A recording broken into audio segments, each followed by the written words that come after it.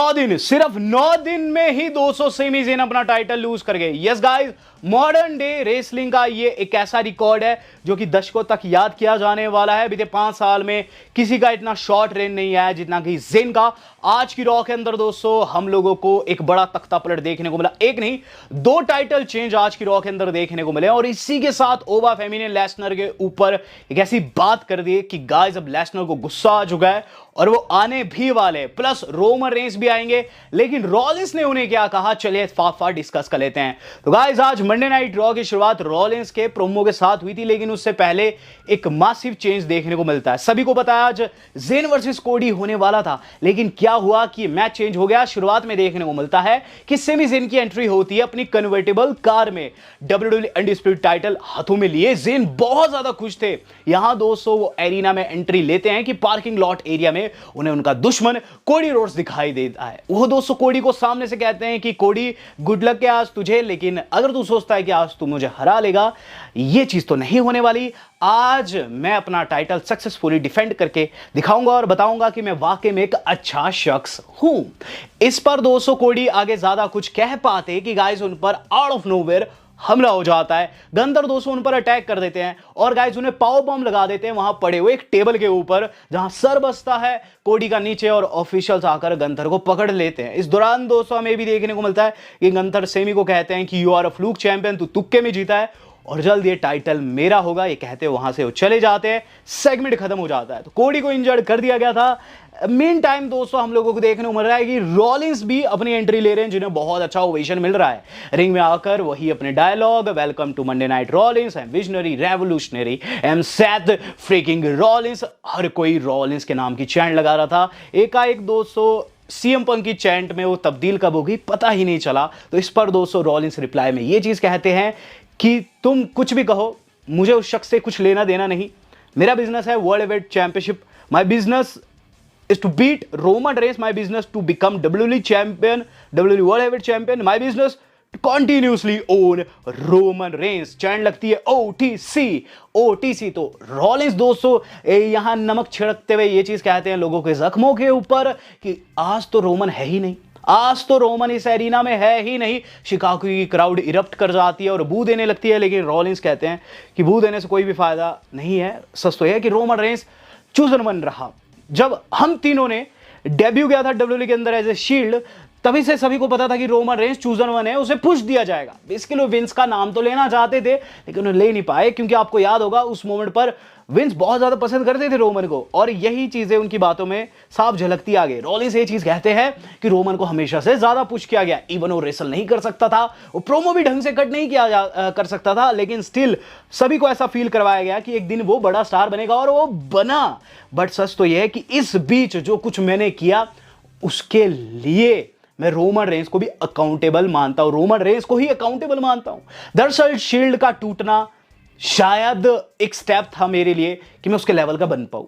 शायद शील्ड को मैंने इसीलिए तोड़ा ताकि आगे जाकर as a main event player मैं अपना नाम दर्ज कर पाऊं।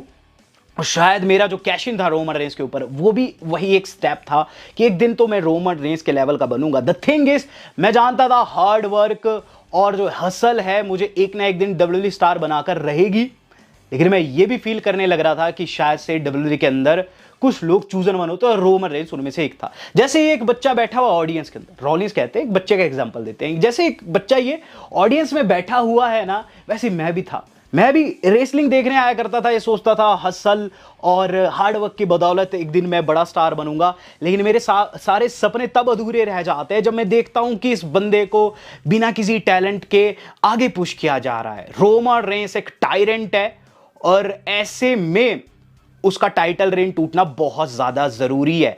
यहां दोस्तों आगे वो ज्यादा कुछ कह पाता है कि अचानक से एलए नाइट के entry, out of nowhere LA Knight आ जाते हैं और ये चीज कहते हैं कि वेल मैंने तेरी बातें सुनी, मैंने रोमन को भी सुना है। सच तो है लोग जितने भी है तुम दोनों की बातों से बोर हो चुके हैं रे। तुम दोस्त थे अब नहीं हो, कभी तुम कुछ कहते हो कभी कुछ कहते हो, तुम दोनों पर मुझे बिल्कुल भी विश्वास नहीं है। एलए नाइट के नाम की चैंट तेज हो जाती है। एलए नाइट दोस्तों आगे ये भी कहते हैं कि तुम आए, तुमने कहा भाई मुझे मौका चाहिए समर स्लैम में, तुझे मौका मिल गया और हम लोग अपनी घिसा रहे हैं, हम लोग अपनी घिसा रहे हैं।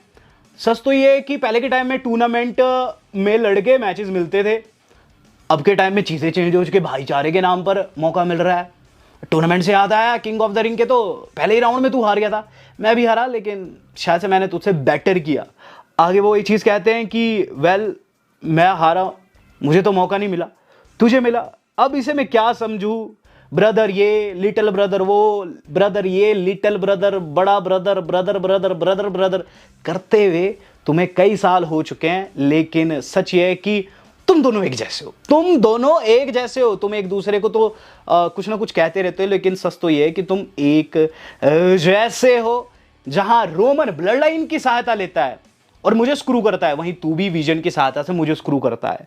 और यहां दोनों को बिगेस्ट वॉमिट भी कह देते हैं, और एंड में कहते हैं and the bottom line is this, you can't put me down because I rise because I must rise. यानी कि तुम दोनों कुछ भी करो, तुम मुझे झुका नहीं सकते, एले नाइट के वर्ड्स थे। तो उसके बाद शायद कहते हैं यू डन, जिस पर एले नाइट चैन तेज हो जाती है, और शायद आगे कहते हैं you know what, I don't like you but I respect you, and मैं तुझे बताना चाहता हूँ कि you are the shining example of hard work, but मैं भी मानता हूँ कि एक दिन तेरा टाइम आएगा, अभी तो मेरा फोकस नहीं है, अभी मुझे समर स्लैम में जाना है और चैंपियन बनना है, लेकिन जब मैं चैंपियन बनूंगा तो पहला मौका मैं तुझे दूंगा ताकि मैं तुझे मिट्टी में मिला सकूं, अभी मुझे रोमन रेस को मिट्टी में मिलाना। तो ये गाइज यहाँ कहीं ना कहीं सेथ रॉलिंस ने भी एक्नॉलेज कर दिया था एले नाइट की बातों को, और एले नाइट दोस्तों मुझे पता नहीं क्यों इस होल सेगमेंट में काफी स्ट्रांग लगे हैं। यहाँ इस सेगमेंट के खत्म होते सार हमें क्या देखने को मिलता है कि रॉलिंस वहां से चले जाते हैं, लेकिन एले नाइट पर पीछे से जिमी ऊसो ने हमला कर दिया, उन्हें सुपर किक करके।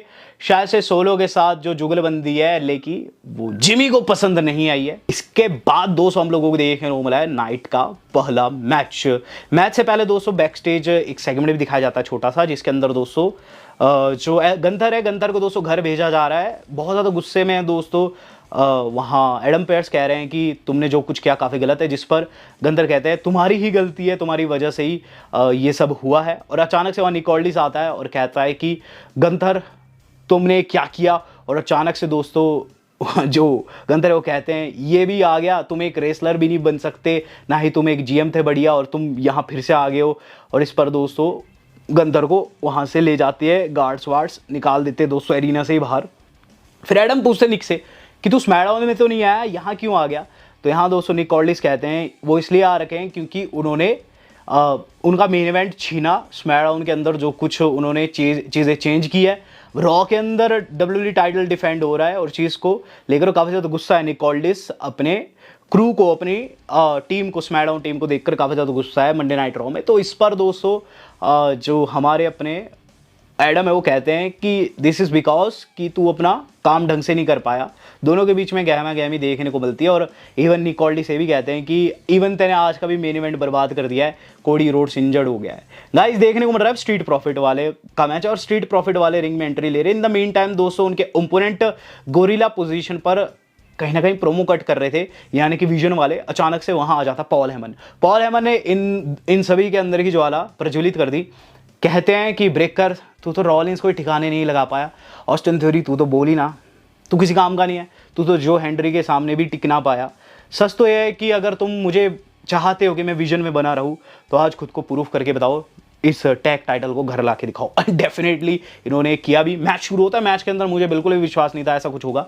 होता ये गाइज कि एंड जैसे में ब्रेकर जो है वो गंद डाल रहे थे, और गाइज उन्हें जो हमारे अपने मॉन्टेज फोर्ड है वो टेक डाउन कर देते हैं। लोगन पॉल दोस्तों ब्रास नकल अंदर डालता है, और गाइज वो ब्रास नकल रेफरी पकड़ लेता है, लेकिन उसने दूसरा ब्रास नकल भी फेंका जो कि 200 अंदर जाके गिरता है। और गाइज ब्रेकर जो रिंग के अंदर आ चुके हैं उसका यूज़ करने वाले थे, लेकिन गाइज वो यूज़ नहीं हुआ, उल्टा 200 उन्हें टेक डाउन कर दिया वहाँ एंजेलो डॉकिंग्स ने। अब उन्होंने ब्रास नकल पहन लिया, और ऐसा लगता है कि अब तो स्ट्रीट प्रॉफिट वाले जीत ही जाएंगे। रेफरी का भी ध्यान भटका हुआ था। Out of nowhere Maxxine Dupri आ गई, लो ब्लो कर दिया एंजेलो डॉकिंग्स को, और गाइज ऑस्टिन थ्योरी ने उनकी पिन कर दी। तो गाइज यहाँ जो हमारी मैक्सिम डुप्री है वो हील टर्न कर गई, और उसका दौड़ते हुए जाती है ऑस्टिन थ्योरी की तरफ, और गाइज उनकी गोद में चढ़ के उन्हें चुम्मा चाटी करने लगती है। देखने में काफ़ी विभत्स था, लेकिन उतना ही मज़ा आ रहा था। और गाइज यहाँ ब्रांड न्यू चैंपियंस हमें क्राउन होते हुए नजर आए। ब्रेकर एंड थ्योरी फिर से चैंपियन बन चुके हैं थैंक्स टू मैक्सिम डुप्री। यहाँ कोडी रोड्स का चेकअप चल रहा है और गाइज उन्हें स्कैन के लिए ले जाया जा रहा है। कोडी कह रहे हैं कि वो रेसल कर सकते हैं, लेकिन गाइज एडम पेयर्स कहते हैं नहीं, तुम नहीं कर सकते। यहाँ हम लोगों को देखने को मिल रहा है कि अब ये सारे के सारे एरिना को लीव कर रहे हैं। Austin Theory and whole vision, Maxxine Dupri भी साथ में काले कपड़ों में। वहाँ जाता है हेमन। हेमन कहता है कि वेल ये एक अच्छा स्टेप था जो कि तुमने आज लिया है, आज तुमने टाइटल जीता, मैं मानता हूँ। एंड इस पर दोस्तों ऑस्टिन थ्योरी काफ़ी खुश नज़र आते हैं, जहाँ हेमन ये भी कहते हैं कि ये काफ़ी बढ़िया अचीवमेंट है, जिस पर ऑस्टिन थ्योरी कहते हैं थैंक यू सो मच हेमन, लेकिन वो कहते हैं कि तुम्हारे लिए नहीं, मैक्सिम डुप्री के लिए। और मैक्सिम डुप्री दोस्तों मुस्कुराने लगती है और ऑस्टिन थ्योरी उन्हें गाड़ी में भर के अपने टीममेट्स के साथ वहाँ से निकल जाता। अचानक से दोस्तों पीछे से आता है ओटिस, जो कि गाड़ी के पीछे भागता हुआ नजर आता है। उसके साथ तोजावे भी था। बिल्कुल दोस्तों अधूरी चाहत, अधूरी मोहब्बत, सच्ची मोहब्बत दोस्तों यहाँ धोखा दे गई है और तोजावा का चेहरा देखने वाला था। इन द मीन टाइम दोस्तों सोल रुका जो है रिंग के अंदर एंट्री ले रही है और बैक स्टेज दोस्तों पेंटा को कन्फ्रंट कर रहे हैं रूसेफ और इथन पेज। ये चीज़ कह रहे हैं कि जल्द वो उनसे उनका टाइटल छीनेंगे गॉन्टलेट जीतकर। इन द मेन टाइम वहाँ चैड गेबल भी आ जाता है, ड्रैगन ली भी आ जाता है। चैड एंड ड्रैगन ली का दोस्तों मैच इथन पेज रूसेफ के खिलाफ इसी गहमा गहमी में कंफर्म हो जाता है। रिंग के अंदर सोल रुका अपना टाइटल डिफेंड कर रही है रैकल रॉड्रिगेज के खिलाफ में। एंड में दोस्तों ईओ स्काई ने आकर हेल्प किया, जहां लिव गंद डाल रही थी उन्हें भी टेक डाउट किया, उनकी फ्रेंड को भी टेक डाउट किया, ऊपर से मूनसॉल्ट लगाकर रैकल का ध्यान भटक गया और गाइज सोल रुका सोल स्नैचर लगाकर मैच को जीत गई। यहाँ दोस्तों देखने को मिल रहा है हेमन का प्रोमो। हेमन के इस प्रोमो में दोस्तों आज अलग लेवल की तैश थी। रिंग के अंदर आते हैं वो और ये चीज़ कहते हैं कि ओबा जो है वो ऐसा लगता है कि शायद से ऐसा सोचता है लेसनर को ने ओन किया, उसने रेसलमेनिया में हराया और फिर उसके बाद लेसनर ने उससे बदला लिया उस चीज़ का। लेकिन आज मैं कुछ एक बातें करने वाला हूँ जिससे शायद से ओबा के घुटने वीक होने वाले हैं। वो कहते हैं कि ओबा तुमने शायद से लेसनर को इंस्पायर्ड कर दिया और तुमने उसे फिर से बीस्ट बना दिया, मोटिवेट कर दिया है। और गलती तुमने ये की, तुमने बीस्ट का चैलेंज एक्सेप्ट किया, वो भी हेल इन सेल में। दरअसल जो हेल इन सेल है ना वो गढ़ है लेसनर का, उसने टेकर को भी हराया है। उन्होंने यूएफसी के अंदर भी ऐसे ही एक केज में रैंडी कटोर को हराकर टाइटल जीता था। ओबा आ जाते हैं और ओबा दोस्तों अब हेमन को कन्फ्रंट कर रहे हैं और चीज़ कहते हैं कि तुम्हें पोल खोलने का बहुत ज़्यादा शौक है, लेकिन आज मैं तुम्हारी कुछ एक पोल खोलूंगा। डरा हो हेमन पीछे से कहता है मुझे ऐसा लगता है कि शायद से लास्ट वीक तुम समझे नहीं ब्रॉक लेसनर की बात को। ब्रॉक लेसनर ने कहा कि you talk shit and gate hit, but मैं ऐसा नहीं करूँगा। ब्रॉक लेसनर को तुमने दिखाया कि वो बीटेबल है, लेकिन इटली में जो कुछ किया लेसनर ने, उसने ट्रिलॉजी सेट की है। तुम्हें लगता है कि वो तुमसे हराया जाएगा, लेकिन ऐसा कुछ नहीं होने वाला। यहाँ दोस्तों उन्होंने वही लाइन कह दी कि he is the mountain that you can't climb. बिल्कुल जो ओबा की लाइन्स थी वो उन्हें चिपका दी और ये चीज़ भी कही कि वो ब्रॉक है, ब्रॉक ही रहेगा और वो तुम्हें हरा कर रहेगा। ओबा रिप्लाई में कहते हैं कि ठीक है, यू शोड अप हेयर, जिससे पता चलता है कि ब्रॉक लेसनर और तुम डरे हुए हो, इसलिए तुम आकर यहाँ ऐसी बातें कर रहे हो, तुम उसे रिप्रेजेंट कर रहे हो, इसका मतलब ये है। आगे वो कहते हैं कि तुम ऐसे प्रटेंड कर रहे हो जैसे कि वो शो को नहीं देखता, और लेसनर भी कहता है कि शो को नहीं देखता, लेकिन अगर वो यहाँ आ रहा है बार बार मुझ पर अटैक कर रहा है तो इसका मतलब साफ है वो शो को देखता है और तुम डैमेज कंट्रोल करने आ रहे हो। तुम एडवोकेट नहीं बल्कि एक माउथ पीस हो, और माउथ का काम होता है खाना, माउथ का काम होता है खाना, लेकिन माउथ तो तब खा पाएगा जब उसके सर पे सर होगा। यहाँ हेमन काफ़ी ज़्यादा डर जाते हैं। उसके बाद कहते हैं Paul you know what, chapter and होगा हेल इन अ सेल में, मैं हराऊंगा मिनेसोटा में ब्रॉक लेसनर को, उसकी फैमिली, उसकी वाइफ, उसके बच्चों के सामने। एंड जो कहते हैं ना कि हेल का रास्ता हेवन से होकर जाता है, तो अपने क्लाइंट को कह देना सी यू एट हेल। तो गाइस यहाँ काफ़ी तगड़ा ओबा ने धमकी दे दिया दोस्तों पॉल हेमन को। हम लोग देख रहे हैं दोस्तों वेरी नेक्स्ट सेगमेंट, जो कि सेमी को बताया जाता है कि कोडी रोड्स आज कंपीट नहीं कर पाएंगे। सेमी बहुत ज़्यादा खुश होते हैं, लेकिन अचानक से वहाँ एडम पेयर्स आता है, कहता है कि डेफिनेटली वो उनके लिए कोई ना कोई ओपोनेंट खोज निकालेंगे, तो सेमी को अपने मैच के लिए तैयार रहना चाहिए। इन द मीन टाइम दोस्तों हमें रिंग के अंदर देखने को मिल रहा है कि चैड गेबल का मैच शुरू हो चुका है। चैड गेबल ड्रैगन ली जो है काफ़ी अच्छी फाइट दे रहे हैं, लेकिन एंड में ड्रैगन ली जो कि लीगल मैन थे, उन्हें रूसेफ ने अपने सबमिशन में फंसा दिया। ड्रैगन ली ने टैप आउट कर दिया। मैच के बाद चैड बचाने की कोशिश करते हैं, लेकिन इथन पेज हमला कर देते हैं, जो हेनरी भी आते हैं। लेकिन हाँ रूसेफ दोस्तों बिल्कुल रूसेफ डे वाली फील्ड में आ रखे थे, उन्होंने दोस्तों जो हेनरी को भी टेक आउट कर दिया। लॉक लगा दिया उन्हें और इस तरीके से सेगमेंट खत्म हुआ। अब गाइस ये चीज देखने को मिल रही है कि गाइस जिमी ऊसो एरिना को लीव कर रहे हैं। जैकी उनसे सवाल करती है कि आपने क्या सोच के क्या समझ के हमला किया, तो जिमी कहते हैं कि एलए नाइट कुछ ज़्यादा ही उछल रहा था, बार बार ओटीसी का भी नेम ले रहा था, मुझ पर भी हमले करवा रहा था, तो इसलिए मैंने उसे टेक डाउन, और जो हमले उसके साथ मिलकर करवा रहा है सोलो, उसे मैं स्मैकडाउन में जाकर टेक आउट करने वाला हूँ। बिग जिम अब एक्शन में आ चुका है। पीछे से एलए नाइट दोस्तों ने कन्फ्रंट करने आते हैं, लेकिन गाइस वो बीच में इंटरसेप्ट हो जाते हैं क्योंकि जेकब फाटू ने दोस्तों ने क्रॉस बॉडी कर दिया, वहाँ वॉल से जाकर बजे एलए नाइट और नीचे गिर गए, और उसके बाद जेकब फाटू जिमी ऊसो वहाँ से मुस्कुराते हुए निकल जाते हैं। अब गाइस देखने को मिल रहा है हम लोगों को बेली का दोस्तों रिएक्शन। बेली कहती है कि शायद से लायरा तुम पागल हो चुकी हो, तुम एक टाइम को मेरी फ़ैन हुआ करती थी, लेकिन मैं तुम्हारा पागलपन ठीक करके रहूँगी और तुम्हें बताऊंगी क्यों मुझे बेली कहा जाता है। तो यहाँ दोस्तों बेसिकली उन्होंने तगड़े शॉट लिए अपनी पूरे फ्रेंड के ऊपर। डब्ल्यूडब्ल्यूई वाले बता रहे हैं कि गाइज हम लोगों को Roman Reigns and Brock Lesnar अगले हफ्ते आते हुए नजर आएंगे। ब्रॉक लेसनर भी आने वाले हैं, रोमन रेंस भी इस हफ्ते तो नहीं है, अगले हफ्ते आएंगे। इसके साथ साथ एक गॉन्टलेट भी डब्ल्यू वालों ने कंफर्म किया है, जो कि आपकी स्क्रीन पर आ रहा है। हम लोग को देखने को मिल रहा है कि निक कॉल्डिस एडम को बता दें कि तुमसे तो काम ढंग से नहीं होता, मैंने ही एक बंदा सिक्योर कर दिया आज के मेन इवेंट में। जी हाँ, यहाँ निक कॉल्डिस ने अपना एक बंदा जो था लाना था सेमी ज़ेन के ओपोनेंट के तौर पर, ये चीज़ उन्होंने बता दी। यहाँ देखने को मिल रहा है दोस्तों कि जो हमारा अपना डोमिनिक मिस्टीरियो है, शॉट ले रहा है दोस्तों डैनी ह्यूसन के ऊपर।